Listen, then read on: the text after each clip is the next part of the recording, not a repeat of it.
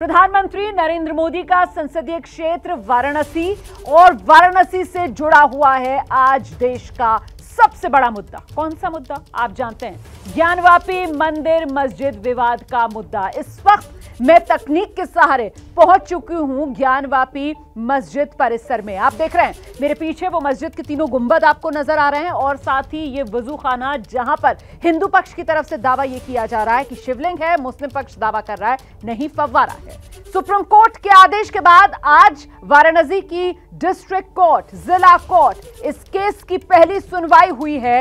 याचिका जो मुस्लिम पक्ष की तरफ से लगाई गई थी कि साहब ये मामला, इस पर सुनवाई होनी ही नहीं चाहिए, ये वो बुनियादी सवाल जो मुस्लिम पक्ष की तरफ से अदालत के सामने रखा गया है ऑर्डर 7 रूल 11 के तहत, उसी मामले में आज सुनवाई हुई। दोनों पक्षों ने अपनी अपनी दलील दे दी है। अब आगे की सुनवाई पर कल कोर्ट फैसला करेगा कि किस तरीके की प्रक्रिया के तहत आगे इस मामले में सुनवाई हो, यह समझने के लिए, जांचने के लिए, परखने के लिए कि क्या इस याचिका पर सुनवाई होनी चाहिए या नहीं होनी चाहिए। आपको दिखाते हैं वाराणसी की जिला कोर्ट में आज क्या कुछ हुआ है। आप देख सकते हैं जिला अदालत में आज पहली सुनवाई, ये अपडेट है आज की सुनवाई का जो अब मैं आपको देने जा रही हूं। कितनी देर की सुनवाई हुई, जवाब आपके सामने। कोर्ट में आज 45 मिनट की सुनवाई हुई है। 45 मिनट तक दलीलें दी गई हैं। कौन कौन कोर्ट में मौजूद था? कुल 23 लोग अदालत में मौजूद थे, जिनमें 19 तो वकील थे, 4 याचिकाकर्ता जो महिलाएं हैं वो चारों भी अदालत में कोर्ट रूम में मौजूद थी। अच्छा, पक्षों के आवेदन पर जज साहब ने पूरी जानकारी ली। साथ ही आपको बता दें 1991 प्लेसेस ऑफ वर्शिप एक्ट के सेक्शन 3 और 4 को लेकर बहस हुई है मुस्लिम पक्ष हिंदू पक्ष के बीच। मुस्लिम पक्ष ने ऑर्डर 7 रूल 11 याचिका, उसी को आज अदालत ने सुना। इस रूल का मतलब ये कि याचिका जो है वो सुनवाई लायक नहीं है, इसी को लेकर बहस हुई है। और अब जिला कोर्ट कल ये फैसला सुनाएगा कि आखिरकार जो मुस्लिम पक्ष की ये याचिका है ऑर्डर 7 रूल 11, इसके तहत किस तरीके से मामले पर सुनवाई हो। तो फैसला कब किस याचिका पर सुनवाई होनी है, इसको लेकर भी कल ही आने की उम्मीद है। किस तरीके से सुनवाई होनी है, इसको लेकर फैसला कल आएगा। और जो हिंदू पक्ष की तरफ से कहा गया है कि साहब ये जो मुस्लिम पक्ष की याचिका है ऑर्डर 7 रूल 11, इसके तहत आप पहले जो सर्वे हुआ था उस कमीशन की रिपोर्ट हमें दे दीजिए ताकि हम उसके आधार पर इस याचिका के दौरान अपनी दलीलें रख सकें। तो क्या अदालत हिंदू पक्ष को जो कमीशन की सर्वे रिपोर्ट है उसकी कॉपी देने का फैसला सुनाएगा या नहीं, इस पर भी हमारी नजर लगातार रहेगी। ये तमाम मामला कल एक बार फिर से अदालत में सुनवाई के लिए आएगा। इसीलिए ज्ञानवापी के केस में अब जो मंगलवार का दिन है ना, मतलब कल का दिन, वो काफी अहम है क्योंकि वाराणसी जिला अदालत में आज की सुनवाई के बाद कल वाराणसी की अदालत से आगे की दिशा इस मामले में तय होगी।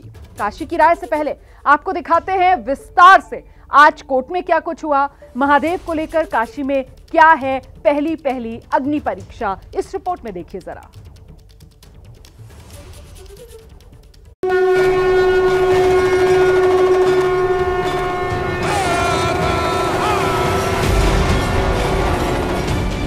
वस्तु स्थिति है वो चीख के कह रही है हिंदू मंदिर को तोड़ के तथाकथित मस्जिद बनाई गई। यहाँ मुस्लिम पक्ष एक बार एक बात करता है, दूसरी तरफ दूसरी बात करता है, तो हम उनकी बात कोर्ट में जवाब देंगे। जो फोकस है वो तो वर्शिप एक्ट में है, परंतु अभी उसको एंटरटेन नहीं किया गया। वकील जो है कानून के विपरीत बात कर रहे थे। ज्ञानवापी केस को लेकर कोर्ट के बाहर दलीलों के दाव चल रहे वकीलों समेत पूरे देश की निगाहें वाराणसी की जिला अदालत की तरफ टिकी है, क्योंकि महादेव की नगरी में ज्ञानवापी की पहली अग्नि परीक्षा मंगलवार को होने वाली है। मंगलवार को अदालत में क्या होने वाला है, एक बार ये समझ लीजिए कि जो 7/11 की उनकी एप्लीकेशन है मेंटेनेबिलिटी की, वो पहले डिसाइड की जाए।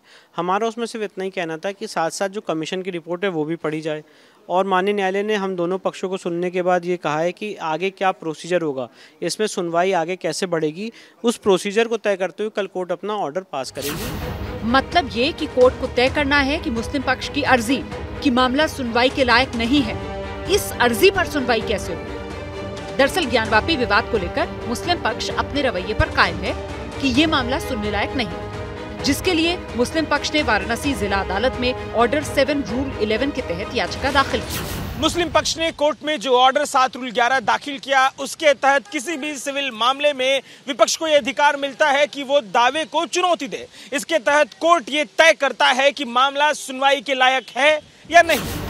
मुस्लिम पक्ष की इस अर्जी पर सुनवाई से पहले हिंदू पक्ष ने सर्वे की रिपोर्ट साझा करने की मांग की है ताकि वो अपना पक्ष मजबूती से रख सके। यहाँ मुस्लिम पक्ष एक बात करता है, दूसरी तरफ दूसरी बात करता है, तो हम उनकी बात कोर्ट में जवाब देंगे। पर मेरा सिर्फ इतना कहना है कि हमारा केस मेरिट्स पे बहुत स्ट्रांग है और वो शिवलिंग है। अगर कोई कह रहा है उसको वो फव्वारा है तो उसको प्रूफ करे कि वो फव्वारा है, क्योंकि एडवोकेट कमीशन भी यही कह रहा है कि वो शिवलिंग है और वो रिपोर्ट इसमें कोर्ट के रिकॉर्ड का पार्ट है। सर्वे रिपोर्ट के बाद हिंदू पक्ष को भरोसा है कि ज्ञानवापी में शिवलिंग का दावा ही कोर्ट में दमदार साबित होने वाला है।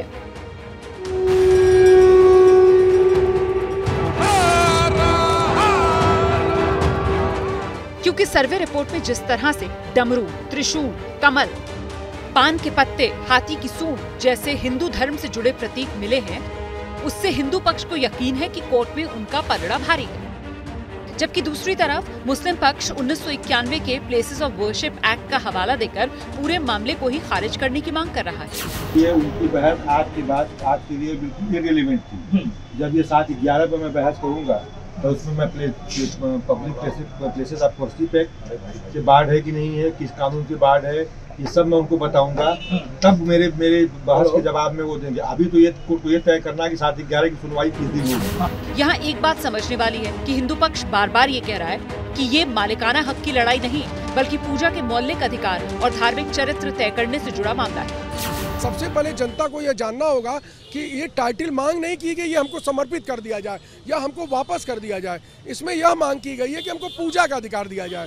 तो पूजा का अधिकार जो है मांगने के लिए और यहाँ का जो चरित्र है, धार्मिक चरित्र, उसको निर्धारित करने की जो बात की गई है, इस नाते इसमें 7/11 का एप्लीकेशन खारिज ही होगा। ऐसे में अब मंगलवार को वाराणसी की अदालत में पहली अग्नि परीक्षा होनी है, जिसमें तय होगा कि सुनवाई का सिलसिला क्या होगा।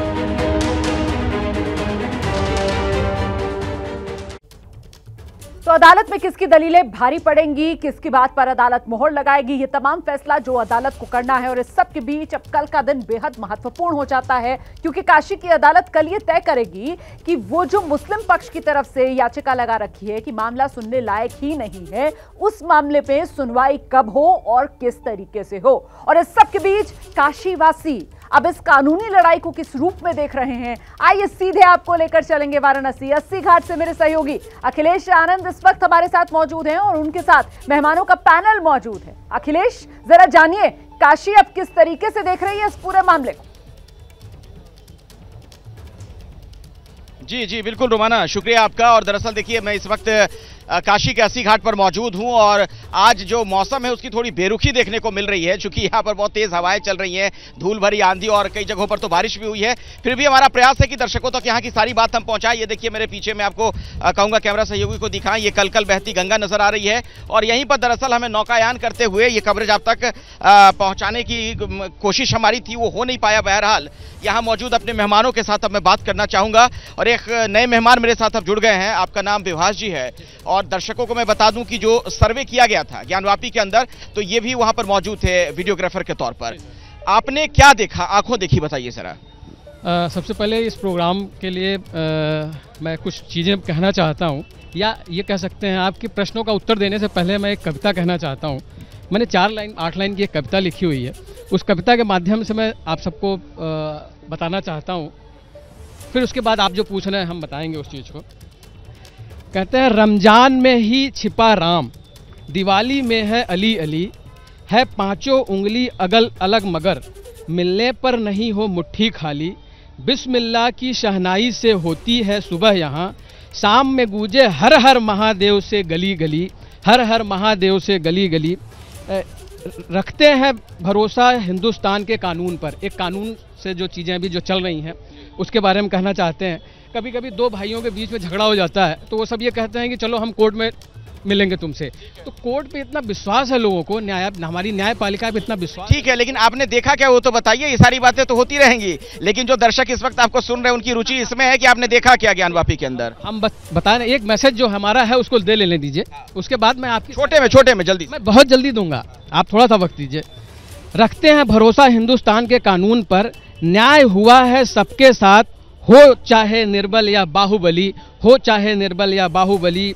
हम सुनते चले आए हैं कि मजहब नहीं सिखाता आपस में बैर रखना, उस पर एक लाइन हमने जोड़ दी है, मजहब नहीं सिखाता आपस में बैर रखना, सफ़ेद हरा नारंगी नहीं लहराए तिरंगा गली गली। हर किसी की यही कामना है, तभी तो कोई झगड़ा ना हो, फसाद ना हो। अदालत के जरिए, चलिए अब अदालत में मामला चूंकि चला ही गया तो अदालत के जरिए फैसला हो जाए। लेकिन जब विभाग जी पहुंचे वहां पर, वीडियोग्राफी जब आप कर रहे थे, आपने क्या देखा वहां? देखिए, हमने क्या देखा वो तो हमने कैद करके भेज दिया। बाकी जो चल रहा है आजकल के न्यूज़ में सारी चीज़ें चल रही हैं। मैं वजू खाने के बारे में कुछ चीज़ें बताना चाहता हूँ। जो तारीख 15 तारीख थी, जब तो 15 तारीख को ये हुआ कि लगभग चीज़ें समाप्त हो चुकी हैं। हम लोग वहाँ वजू खाना के चारों तरफ खड़े हुए थे, डिस्कशन चल रहा था। उसमें विष्णु जैन ने बोला कि ये बीच में क्या है, ये बीच में जो चल रहा है, जो बीच में सर्किल बना हुआ है, इसको क्या है, इसको क्लियर होना चाहिए कि ये सारी चीज़ें क्या है। तो ये पानी हटेगा तब होगा, तो यह कैमरा डाल के देखा जाए। तो हम लोग बोला, हम लोग प्रिपेयर होकर नहीं आए थे, नहीं तो हम अंडर वाटर कैमरा लेके गए होते वहाँ पे, तो उसको शूट किया जा सकता है। क्योंकि ये कैमरा हम उसमें डाल नहीं सकते, इससे चीज़ें क्लियर नहीं हो सकती हैं। तो ये उसके लिए कि नेक्स्ट डे, अगले दिन 2 घंटे। मैं चाहूंगा थोड़ा संक्षेप में बताइए सर, थोड़ा समय की पाबंदी रहती, पता है आपको। आपने देखा क्या, 2-4 चीजें फटाफट बताइए। नहीं देखिए, ये मेरा पक्ष, मैं ये डिसाइड नहीं कर सकता है कि वो फव्वारा था कि क्या था, शिवलिंग था कि फव्वारा था, ये मैं नहीं कह सकता हूँ इस चीज को। एक पक्ष था, शिवलिंग जैसा कुछ था, एक पक्ष। मेरी बात खत्म हो जाने दी, मेरी एक यही कहिए, शिवलिंग जैसा कुछ तो था। अरे आप तो मनवाने पे तुल गए हैं, इनको बोलने दीजिए, अपनी बात रखने दीजिए। मानने या मनवाने नहीं आया हो, मैं अपनी बात कह रहा हूँ। मेरी बात तो पहले खत्म तो होने दीजिए भाई साहब। मैं एक फोटोग्राफर था, मुझको एक सब्जेक्ट दिखाई दे रहा था, वो सब्जेक्ट एक आकृति थी। आकृति के दिखने के बाद बात कही जा रही कि हिंदू धर्म की कई निशानियां वहां देखने को मिली, क्या आपने देखा? हाँ, वो चीजें तो दिख रही थी, वो चीज है। अब मैं बात को आगे बढ़ाना चाहता हूं। हमारे साथ जो आप भी कानूनी पहलू इस चीज का जो है उसे बहुत बारीकी से समझते हैं, ये बताइए, अब चूंकि अदालत में ये मामला जा चुका है, डिस्ट्रिक्ट कोर्ट में, आपको क्या लग रहा है वहां पर क्या हो सकता है आगे? देखिए, कल जो आज जो सुनवाई हुई है उसमें ऑनरेबल जिला जज ने अपनी प्रायोरिटी या एजेंडा तय करने के लिए कल का ऑर्डर शीट देखने के लिए कहा है। मतलब ये जो ऑनरेबल सुप्रीम कोर्ट ने कहा कि ऑर्डर 7 रूल 11 की पहले सुनवाई हो, जबकि वादी पक्ष का कहना था कि जो सिविल जज सीनियर डिवीजन ने ऑर्डर शीट लिखा था कि वादी पक्ष के 2 जो अर्जियां हैं उनका डिस्पोजल हो। तो इस पर 45 मिनट तक जिद चला। तो आज जो तो कार्रवाई इस पर टल गई कल के लिए कि हम कैसे इस मुकदमे को आगे बढ़ाएंगे। तो कल ऑनरेबल कोर्ट जिला जज की महोदय ने इस पे आदेश आना है। और पूरे मुकदमे को आप यदि इसको देखना चाहें तो अभी लंबी प्रक्रिया है। लंबी प्रक्रिया, चलिए तो मैं समझ गया लंबी प्रक्रिया है, लेकिन जन भावना क्या है? देखिए, जन भावना की बात करें, जन भावना तो यही है जो मैं अपनी पुरानी बातों पे आता हूँ कि केवल ये राजनीतिक पार्टियां जो हमको टोपी पहनाने के काम करी, एक मोटा सा वोट बैंक को जो है उनको अपने यहाँ रख लिया गया और उनके मनमानी को किया गया, तो वो टोपी अब नहीं चलेगी। उसके बाद फिर पार्टी आ गई कांग्रेस के बाद सपा, उन्होंने भी उसी फंडे को अपनाया, फिर हमको रोक के रखा। अब हम अपनी बातों को कहने के लिए पूर्णतया स्वतंत्र हैं, इसलिए अब किसी को भी जो है भारतीयों को कोई टोपी नहीं पहना। ये देखिए, जब ये बार बार टोपी पहनाने वाली बात करते हैं ना, तो आपकी तरफ देखते हैं, कांग्रेस की तरफ। देखिए, टोपी तो इन्होंने पहनी है, ये भगवा पहने हैं सन्यासी का, लेकिन बात करते हैं बीजेपी की। यही है कारण कि आज तो इनकी सनातनी आस्था जग गई है, लेकिन पिछले 2-3 सालों से जो शिवलिंग तोड़े जा रहे थे पूरे विस्तार के नाम पे, शिव कचहरी उजाड़ के फेंक दी गई, वो सारे स्वीपर के ट्रॉली में स्वीपरों द्वारा शिवलिंग निकाल के फेंके जा रहे थे। मैं आपको वीडियो दिखा सकता हूं, उस टाइम इनकी आस्था नहीं जगी। ऐसा कुछ भी नहीं है। सच्ची बात तो यह है कि जब भी कभी मैं हिंदुस्तान के किसी कोने में, चाहे वो तिरुपति बाला रामेश्वरम जाता रहा, इतना शर्म आती थी वहाँ पे। सब कहते रहे कि अच्छा आप काशी से आए हैं, विश्वनाथ मंदिर बहुत अच्छा है, लेकिन वहाँ मेरा पैर गोबर में चला गया था। कोई कहता रहा मैं वहाँ पे गिर गई थी। लेकिन नरेंद्र मोदी जी ने एक दृढ़ निश्चय किया। हम लोग को भी नहीं लगता था कि इतनी जल्दी इतना भव्य मंदिर बना दिएगा, उन्होंने बना दिया, तो अब इन लोगों के पेट में दर्द हो रहा है। आज देखिए, एक मिनट रुकिए, सुनिए, किसी वीडियो को बिना वेरीफाई किए हम यूं नहीं चला सकते। एक मिनट रुक जाइए, आप मुझे ये वीडियो दे दीजिएगा, हम इसकी सत्यता की पुष्टि करेंगे, फिर हम जरूर दिखाएंगे जी। ऐसा भव्य मंदिर बना दिया गया कि आज जो 10,000 5,000 लोग आते रहे, आज 2-2 लाख लोग आके यहाँ पे देख रहे हैं। और लंका थाने में सैकड़ों शिवलिंग बंद हैं, उसकी पुष्टि आप तत्काल करा सकते हैं। वहाँ के नहीं बंद है, शिवलिंग जहाँ पे मिल रहा है उसकी भव्यता और दिव्यता ये बताइए। आप पैमाने में आज वहाँ पर 10,000 लोग, आज लाखों लोग जा रहे हैं, तो किसको महत्वपूर्ण माना जाएगा? आस्था का सैलाब वहाँ मुड़ रहा है ना। मुस्लिम पक्ष का सबसे बड़ा हथियार जो है 1991 का वर्शिप एक्ट है। तो हम ये कहना चाहते हैं, जैसे ओवैसी बार बार कह रहे हैं कि सुप्रीम कोर्ट ने कहा कि संविधान का एक अनिवार्य यह है, लेकिन जिस संविधान की प्रस्तावना बदली जा सकती है, फंडामेंटल राइट को संविधान निर्माताओं ने बहुत पवित्र बताया था, उसमें उसको संपत्ति के अधिकार निकाल के बाहर कर दिया गया। अभी कृषि संविधान संशोधन हो जाए, उसके लिए कृषि कानून वापस लिया गया। उसी तरह से अगर सिद्ध हो जाएगा कि ये शिवलिंग है तो 1991 का कानून वापस ले लिया जाएगा। ये होनी थी तो वो 1947 नहीं होनी थी, जब आक्रांता आ रहे थे 1190 से, वो कट ऑफ डेट होनी चाहिए थी। उस समय क्या स्थिति थी? 1947 में तो सब कब्जा कर ही लिया गया था। उस समय कट ऑफ डेट आपने मुसलमानों को खुश करने के लिए किया। देखिए, मैं बताऊं आपको, 1991 में जब मैंने मुकदमा दाखिल किया, हरिहर पांडे नाम है, मैं वादी हूँ। उस वक्त की घड़ी से लेकर आज तक हम तो ये भी कहेंगे कि सरकार भी मेरी मदद नहीं कर रही है। आज जो वर्तमान सरकार है वो भी मेरी मदद नहीं। आप तो बड़ी बात कह रहे हैं, अभी तो बीजेपी की सरकार है, वो भी सरकार मेरी मदद नहीं कर रही है। कैसे? मेरी मदद अगर कोई कर रहा है तो वो जनमानस। अरे साहब, इन लोगों का बस चला होता अगर कांग्रेसियों की, तो मेरी हत्या सन 92-93 में होती। ये क्या बात करेंगे?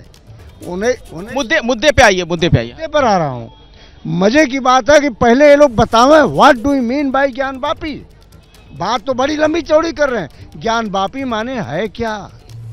मैं बताता हूँ कि ज्ञानवापी माने। छोटे में बोलिए, जल्दी से ब्रेक लेना होगा। मैं तो आप पहले ले लीजिए इन लोगों का ज्ञानवापी। छोटे में बताइए ज्ञानवापी क्या? वापी का वाद मैं लड़ रहा हूँ और उसमें आज भी स्वयंभू लिंग मौजूद है। कल अगर पुरातत्व विभाग ने खुदाई किया तो दूध का दूध, पानी का पानी। मतलब आप चाह रहे हैं पुरातत्व विभाग खुदाई करे तब पता चले सब कुछ? ठीक है। तो लगातार गर्माते ज्ञानवापी के मुद्दे को लेकर सी वोटर की तरफ से सर्वे में जो सवाल पूछा गया, अब वो सवाल और उसका जवाब आंकड़े के जरिए मैं आपके सामने रखने जा रही हूँ। जल्दी से ले आइए जरा वो सवाल जो सी वोटर लोगों के बीच लेकर गया। ये वो सवाल आपके सामने। क्या ज्ञानवापी में जिला कोर्ट को शिवलिंग की पूजा की इजाजत देनी चाहिए? इसमें आप देख सकते हैं 71% लोगों ने हाँ में जवाब दिया है, 25% ने कहा नहीं, कह नहीं सकते कहने वाले सिर्फ 4%। तो कुल मिलाकर 71% का मानना है कि जिला कोर्ट को शिवलिंग की पूजा करने का अधिकार दे देना चाहिए। देखिए, ज्ञानवापी विवाद पर बीजेपी की सहयोगी दल है जेडीयू। बिहार के सीएम नीतीश कुमार की पार्टी।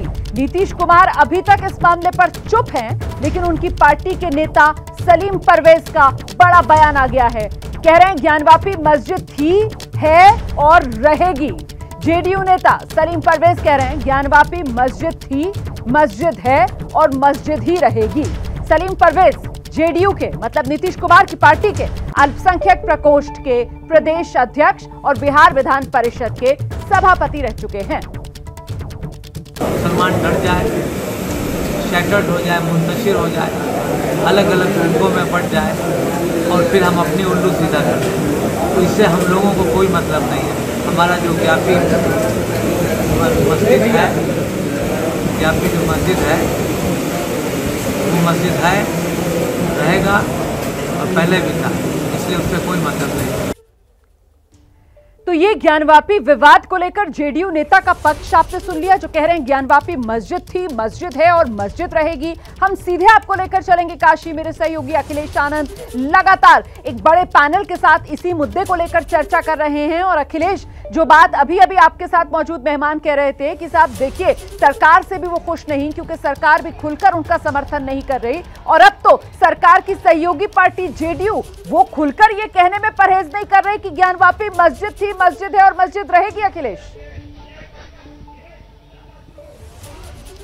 बिल्कुल आप सही कह रही हैं रोमाना, और ऐसे में एक बड़ा सवाल ये जरूर खड़ा हो गया है। तो ये जो बनारस में अस्सी घाट है, वहां से लगातार इस लाइव कवरेज के जरिए हमारा प्रयास है कि दर्शकों तक हम बनारस के लोग क्या सोचते हैं ये बात भी पहुंचा सकें। और चूंकि मैं बार बार आपसे कह रहा हूं कि वाराणसी में जब मैं आज आया हूं, चाहे मैं काशी विश्वनाथ के दर्शन के लिए गया या फिर ज्ञानवापी मस्जिद के बाहर जब मैं खड़ा था, ऐसा लग रहा था मानो कोई मिनी इंडिया हो।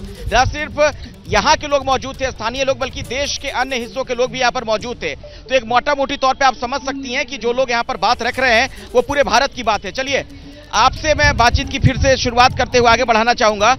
दो बयान महत्वपूर्ण माने जा रहे हैं। पार्टी एक तो ये कह रहे थे जनाब जो मेरे साथ मौजूद थे यहाँ पर कि इनको भारतीय जनता पार्टी वाले भी इस मामले में सपोर्ट नहीं करें, ऐसा कह रहे थे ना आप कि बीजेपी से भी आपको जो उम्मीद थी नहीं हो पाया। में कौन सा सपोर्टिंग की बात है, मुकदमा चल रहा है। अरे मैंने कहा ना थोड़ी देर पहले कि मुझे बीजेपी से जो उम्मीद थी नहीं हुआ। बिल्कुल, आज भी मैं कह रहा हूँ कि अब तक यह एक लिंग का आसन है, इस पर न किसी का शासन है। मस्जिद, मंदिर पर मस्जिद है, मस्जिद टूटेगा ओवैसी नहीं। बीजेपी के नेता हैं, आपको किस तरह की मदद की जरूरत है? ये लोग तो कह रहे हैं कि हम हर तरह से मदद कर रहे हैं। मन की आवश्यकता है। मन नहीं है क्या? नहीं, मेरी बात तो सुनिए, मुझे केवल मन की इन लोगों के सपोर्ट की आवश्यकता है। मस्जिद तो हम किसी भी समय गिराकर धराशायी कर दें। क्या बात कर रहे हैं? इस तरह से थोड़ी ना होता है, मस्जिद किसी भी समय गिरा के धराशायी कर दें। ये एक तरफ आप कहते हैं कि अदालत पे यकीन है, दूसरी तरफ इस तरह की बात कर रहे हैं आप। हाँ, अदालत में लटकाओ, भटकाओ, अटकाओ, 91 से लोग लटकाओ। लेकिन ऐसे तो नहीं देश चलेगा ना। आपकी इस बात से मैं इत्तेफाक नहीं रखता हूँ कि ये तो मतलब आप कहेंगे मस्जिद गिरा देंगे, कल कोई कहेगा मैं मंदिर गिरा दूंगा। आप या तो कहिए कि हाँ मैं संविधान में यकीन करता हूँ, कानून में यकीन करता हूँ, ना तो फिर बोलिए कि मैं अराजक बातें करूंगा। में मेरा पूरी आस्था है। तो दोनों बातें एक साथ कैसे हो गई? लेकिन अगर हम कहते हैं कि बाप बिगड़ैल हो जाए, पागल हो जाए, तो उसे भी काबू में रखने के लिए चलाना पड़ता हो जाए। प्रश्न यह बात का है कि न्यायपालिका ने हमको इतना झेला रहा है क्यों? जब न्यायपालिका से तो राम मंदिर का भी आया परिणाम। चलिए छोड़िए उस बात को। क्या चाह रहे हैं, क्या हो इस मामले में? उस मंदिर को फिर से अपने मूल स्वरूप में ले आया जाए, कानूनी प्रक्रिया जितनी भी हो सारी कुछ हो, उसको रेडियो एक्टिविटी, उस जितनी भी तरह की जांच, फॉरेंसिक लैब की जांच, सारी जांच होकर उसको हमारे मंदिर को मूल स्वरूप में हमें सौंपा जाए और हम अपना पूरी आराधना वहां पर करेंगे। और मैं आपको बताना चाहता हूं कि 1992 में जो विध्वंस हुआ और वास्तव में पूरा भारत देखा, लेकिन अब वो चीज रिपीट नहीं होनी चाहिए। गंगा जमनी तहजीब से चलनी चाहिए, कानून के विश्वास पे चलनी चाहिए। लेकिन आप क्या भड़का के देश, आप भड़का के देश समय क्यों आती है? जब मस्जिदें बन गई थी तब कहाँ चली जाती है? बर्बाद करना चाहते हैं, ऐसे उकसाव भाषण से नहीं चलेगा। आज रोजगार चाहिए, शिक्षा चाहिए, लेकिन निर्माण से चलेगा। गंगा जमुना तहजीब की बात जब मंदिर बनने की बात आती है तब आती है। ये 208 मंदिर कश्मीर में तोड़ दिए, 40,000 मंदिर पूरे देश में तोड़ दिए। उस दिन कोई गंगा जमुना मस्जिद ही नहीं थी। आंकड़े पेश किया जा रहे हैं, ये मंदिरों को तोड़ने का आंकड़ा फर्जी पेश कर रहे हैं। जो यही काशी में मंदिर तोड़े गए उसकी बात नहीं। पांडे जी ने एक बात सच्ची कह दी, माता सरस्वती उनके जिह्वा पे आ गई। बीजेपी सिर्फ धर्म का व्यापार करती है, धर्म के साथ खड़ा नहीं करती। एक बात में सारी बात खत्म हो जाएगी। आप गंगा जमुनी तहजीब की बात कर रहे हैं ना, तो जो इनके कुरान में है इनको दे दीजिए, जो हमारे ग्रंथ में हमको दे दीजिए।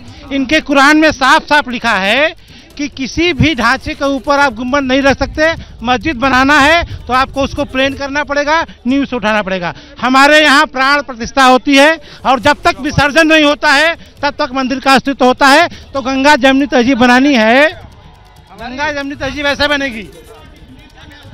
क्या है जो अपना ये जो मॉन्यूमेंट एक्ट में भी कुछ प्रोविजंस हैं, अगर आप वो सारे लॉ को देखेंगे, अच्छे से देखेंगे तो समझ आएगा कि उसमें भी मॉन्यूमेंट्स एक्ट में भी जो अभी प्लेस ऑफ वर्शिप एक एक्ट 1991 है, उसमें जो शायद सेक्शन 3 है, तो सेक्शन 3 में एक मॉन्यूमेंट्स एक्ट के लिए भी एक प्रोविज़न दिया गया है। उसमें ये प्रोविज़न दिया गया है कि कोई भी मॉन्यूमेंट अगर 100 साल से पुराना है जैसे, तो उसको तो ये जो कह रहे हैं 91 में जो है जो वर्शिप एक्ट है, उसमें किन किन चीज़ों पे वो लागू नहीं होगा। तो जो 100 साल से पुरानी जो पुरातत्विक धरोहर है उस पर ये एक्ट लागू नहीं होगा, यही आप बात कहना चाह रहे हैं। तो ये जो आज कल ऑनरेबल कोर्ट में जो बहस भी होनी है, ये एक नई बात आप बता रहे हैं, ये क्या कहना चाह रहे हैं, पूरी बात बताइए। देखिए ऐसा है, जो 91 का कानून बना, जो नरसिंहा राव सरकार ने बनाया, तो उसमें 4-5 प्रोविजो दिए हुए हैं कि किन किन जगहों पे ये कानून लागू नहीं होगा।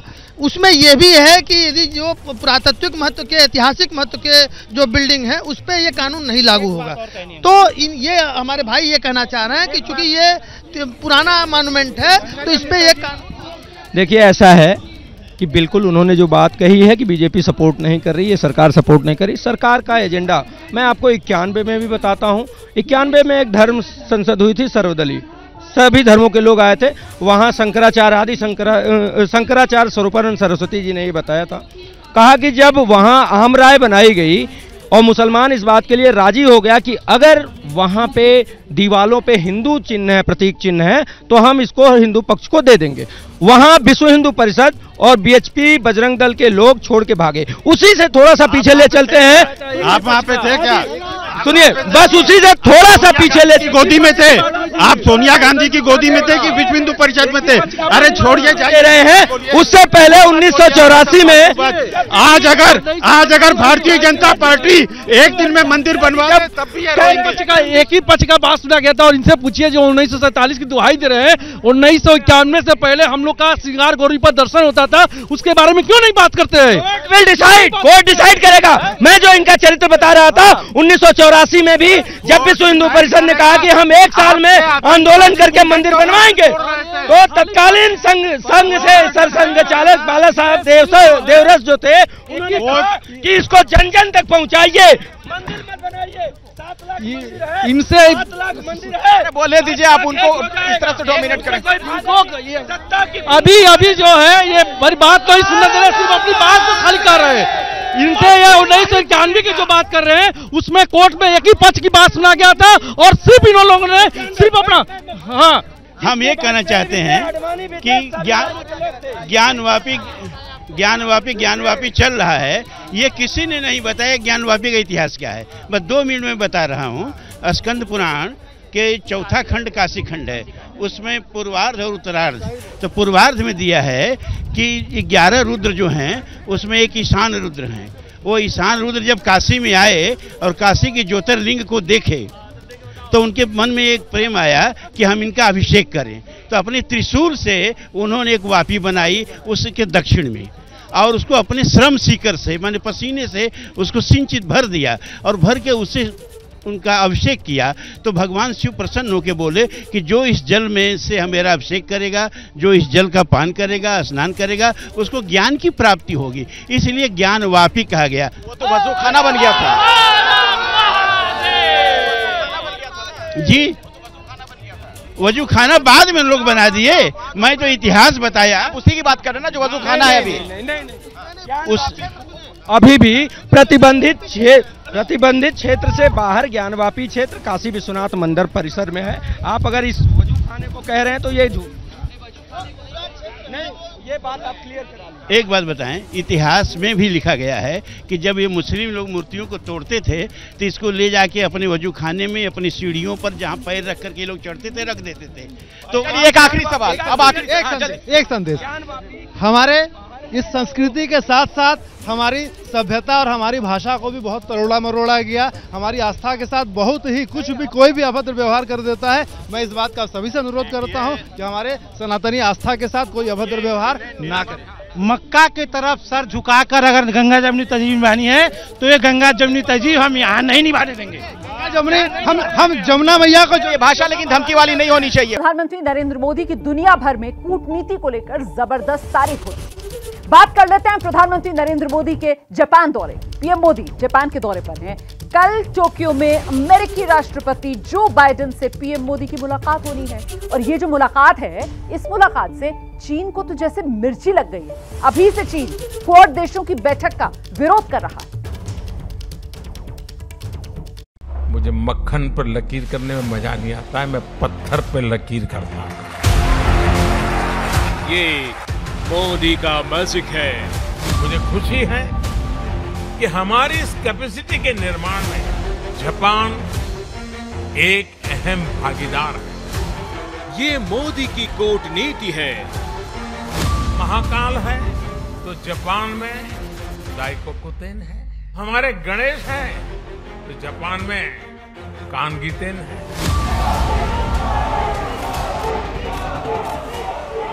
ये जापान में हिंदुस्तान की जय है। तस्वीरें जापान की राजधानी टोक्यो की हैं, जहां पीएम मोदी ने भारतीय समुदाय को संबोधित किया। अपने देश के सबसे बड़े नेता को देखकर जापान में रहने वाले भारतीय भी हाई जोश में नजर आए।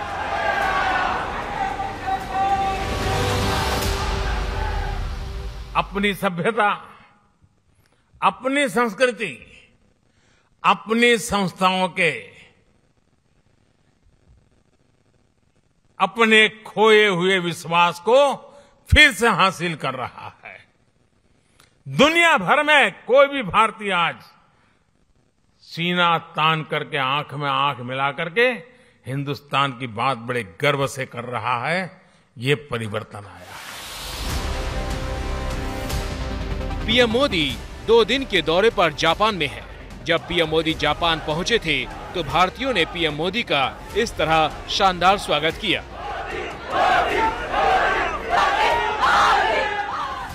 एयरपोर्ट से लेकर होटल तक भारत मां का शेर और हर हर मोदी के नारे लगाए गए।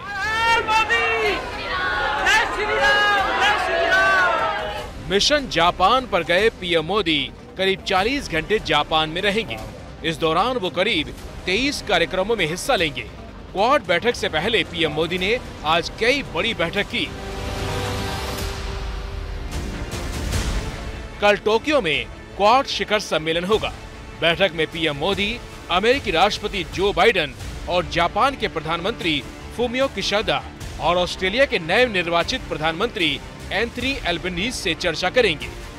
इस बैठक का एजेंडा एशिया में चीन की बढ़ती दावेदारी के खिलाफ रणनीतिक बढ़त बनाने का होगा।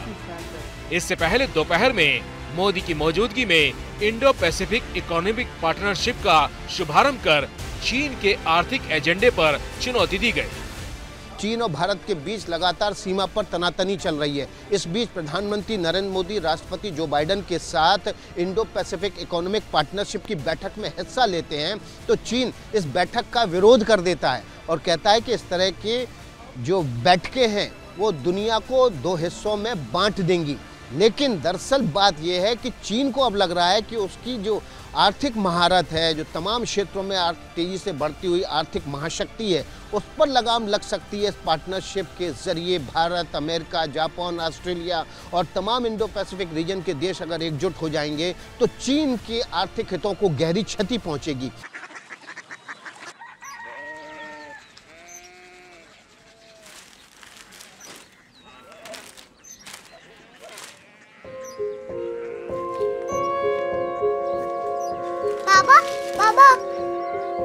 कोरिया सिटी जानिए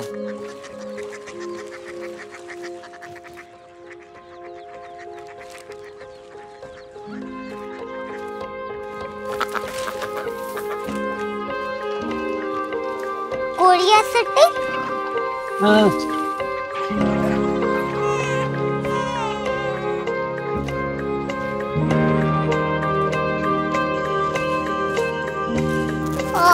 कोरिया सिटी कहाँ पे है?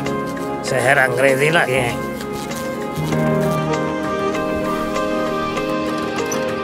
Korea city.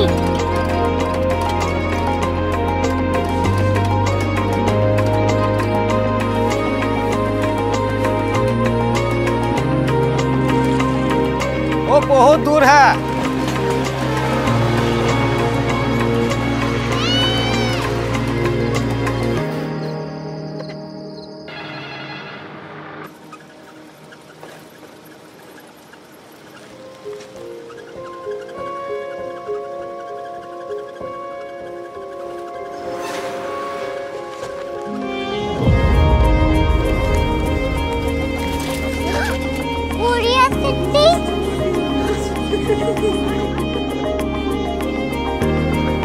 दुनिया कुछ लोग बड़े होते हैं। कोरिया सिटी कहाँ है? प्रोफेसर साहब को पता होगा। हो, ये छोटा वाला ग्लोब लगता है और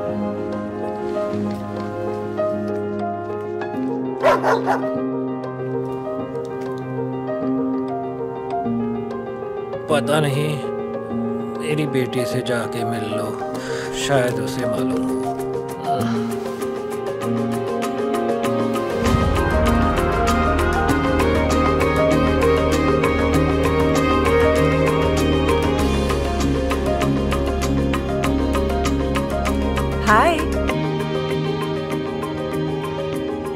बाबा ने भेजा है। Come here. Korea city. Korea city नहीं, क्यूरियोसिटी। वो क्या? That's what brought you here? जो तुम्हें यहाँ तक ले आया। क्यूरियोसिटी।